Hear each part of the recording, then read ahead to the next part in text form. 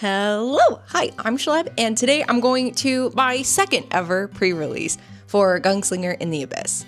I am super excited. I was actually studying this morning, so I'm hoping that I can go in with like a better game plan for today. I feel far more knowledgeable than my first pre-release event, so well, maybe not far more.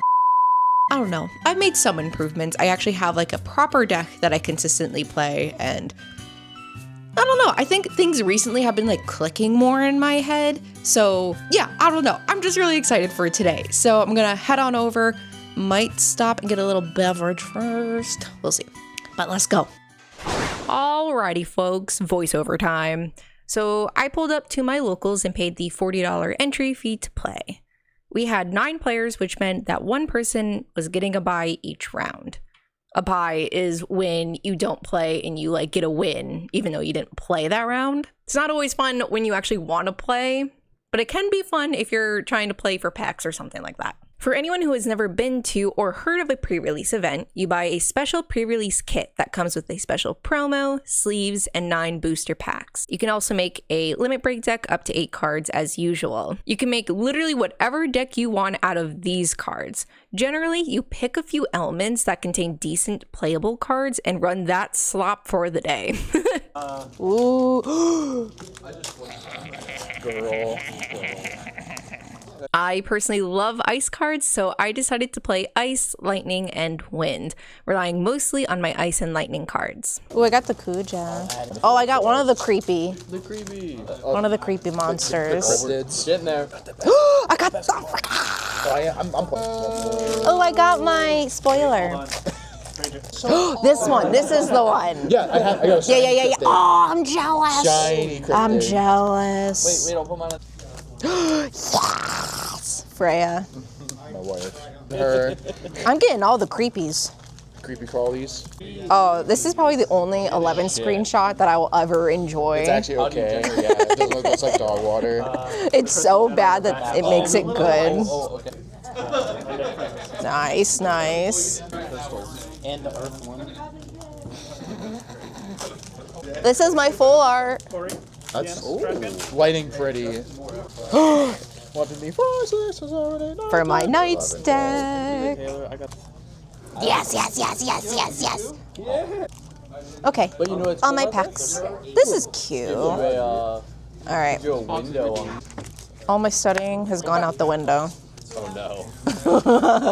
She's learning. I feel like none of these really are gonna work together very well. 8? I have 8 of the 12, I think.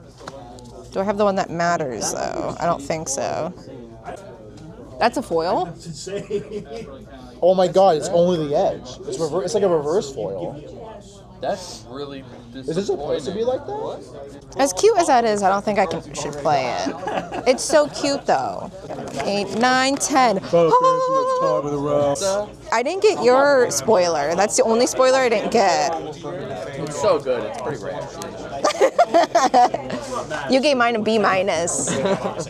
I was watching it today as part of my studying. I was like, I need to know what people think about these cards. Scoot down and see. This is gonna be a hot mess. I think he has a name, but I don't remember. Hi. Imagine that. We're paired in round 1. No, he's just in the actually. I feel like I'm playing 5 mini decks in one deck. Oh, yeah. Yeah, that's par for the He's everywhere. I feel like last time, what was I trying to do last time? I think it was literally just cadets I was focused on because I felt like I had enough cadets, but like this time I didn't get enough of like any one thing. First game of the day was of course against Mike, because who else would my first game be against? Ever. I didn't start recording until we both had a few cards out on our field, but not much had happened anyway. After lots of thorough thought, I seriously take way too long to make decisions sometimes. I finally got out Undead Princess and Kadaj as my first forwards. Because of my decent setup from the start, I felt really good about this game, as I was consistently getting swings in without too much punishment. After getting Mike to 4 damage, I actually thought I would have my first win at a pre-release event. But that's when Clive and Ifrit came out, and I didn't have anything in my deck to counter them at all, so I took the loss. Yeah. Well, I was hoping for an ice because I was going to take that point of damage and get rid of that and break it, but I couldn't get an ice card. Oh, this game is so different with backups. It's crazy. Yeah, you wouldn't know that, Midnight. In a normal game of Final Fantasy TCG, you have to get 7 damage points to win. In a pre-release event, it is just 6. The second game was against Creon, and the vibes were still good going into this game. But after getting set up, I realized that our decks and fields were just too similar, so I decided instead of playing smart and not mirroring Creon, I would keep mirroring Creon for the poops and giggles. I think I need you to be in a similar spot to me. Okay. I'm going to remove an ice backup. You have to discard 2. I was thinking about, I'd love to pick up a deck or something and just play with it. God, this is gonna get fucked.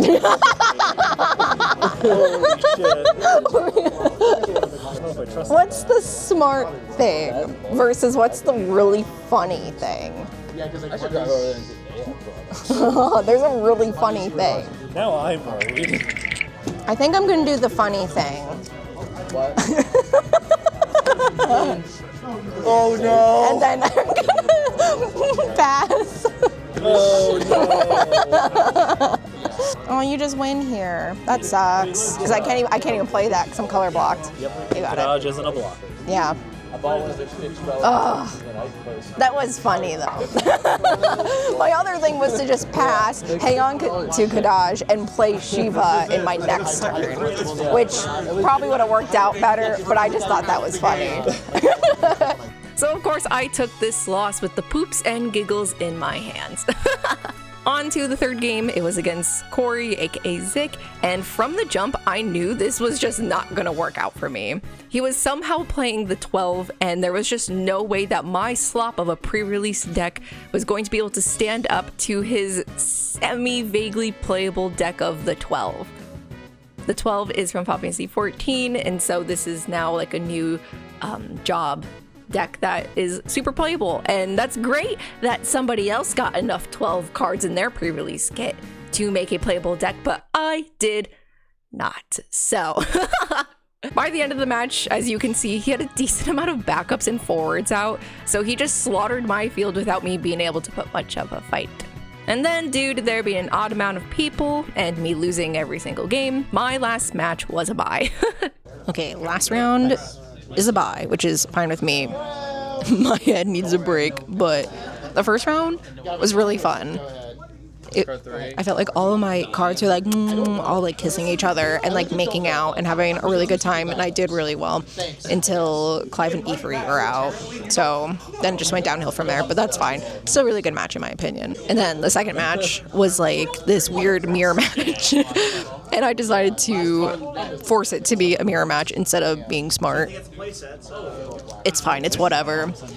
And then third match was against the 12, aka instant lose, so.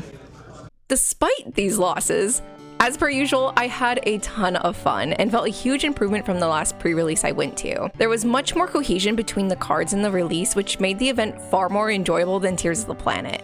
One issue that did occur, not for us, was that some stores did not receive their pre-release kits on time, and some of these kits flat out had missing packs. I'm not even kidding, there are tweets of people talking about this from various places. Also, there was an actual typo on one of the cards. Warrior here is misspelled, and apparently our group was the one who pointed it out.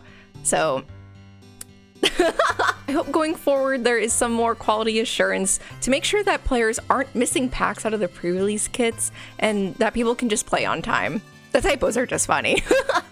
So that was my pre-release experience for Gunslinger in the Abyss. It was so much fun, and the cherry on top was of course that I had a spoiler, my very first spoiler ever for Final Fantasy TCG in this set, so it was really cool being able to see the card in person. I really love this game and I want more people to love it too. It's cool, fine and dandy seeing, you know, other TCGs succeed in shorter amounts of times, or, you know, a different TCG that uses literally the same exact characters in the TCG now.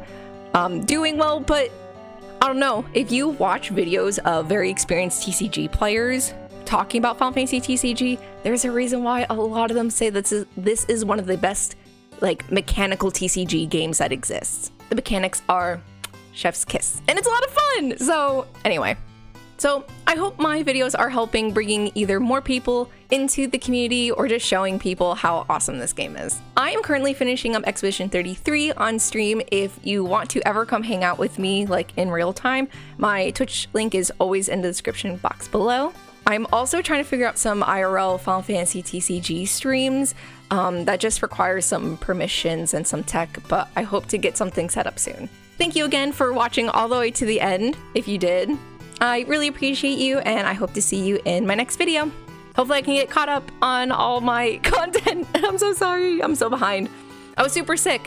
In my last video, oh my gosh, can we talk about this for a second? In my last video, I was like, oh, I like just got back from Japan, I don't feel all that good. I was so sick. I had bronchitis. I just got back from the doctor.